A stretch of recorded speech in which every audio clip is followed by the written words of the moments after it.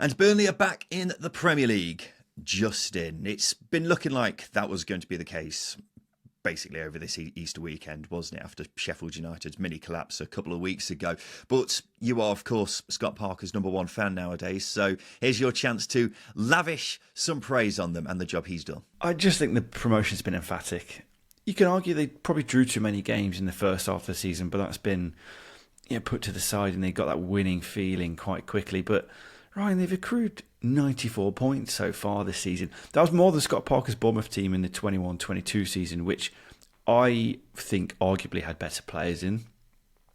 And that's also more points. 94 is more points than 9 of the last 10 seasons for teams finishing second. Ipswich last year had 96, which Burnley could still beat. They've lost 2 games all season. They're unbeaten at home. They also had the best championship defence ever. They set an EFL record, 29 clean sheets. That's not just championship, that's an EFL record. 72 teams, etc.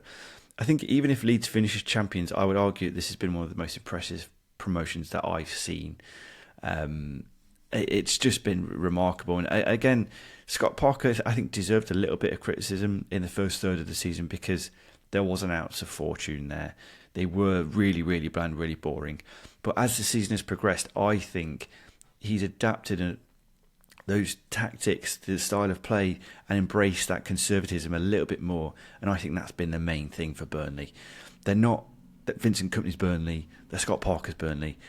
And I've really, really enjoyed the second half of the season. I think he deserves a hell of a lot of praise for it. Potentially manager of the season, but more on that another week.